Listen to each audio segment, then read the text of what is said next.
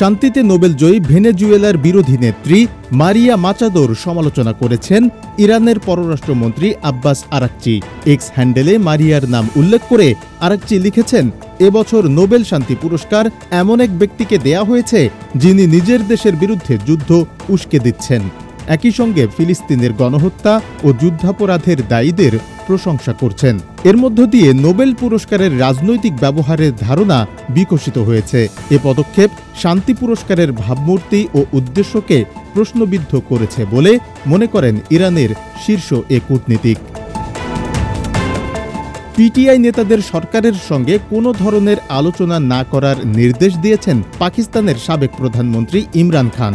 যে কোনো বিষয়ে সরকারের সঙ্গে আলোচনা বিরোধী জোটের নেতা মাহমুদ খান আসাকজাইয়ের মাধ্যমে করার নির্দেশ দিয়েছেন তিনি। রাওয়ালপিন্ডির আদিয়ালা জেলে ইমরান খানের সঙ্গে দেখা করার পর দলীয় এ নির্দেশনার কথা গণমাধ্যমকে জানান পিটিআই নেতা ডক্টর উজমা খান। ইসরায়েল ও হামাসের মধ্যে গত মাসে যুদ্ধবিরতি শুরু হওয়ার পর থেকে গাজায় ত্রাণ সরবরাহ কিছুটা বেড়েছে।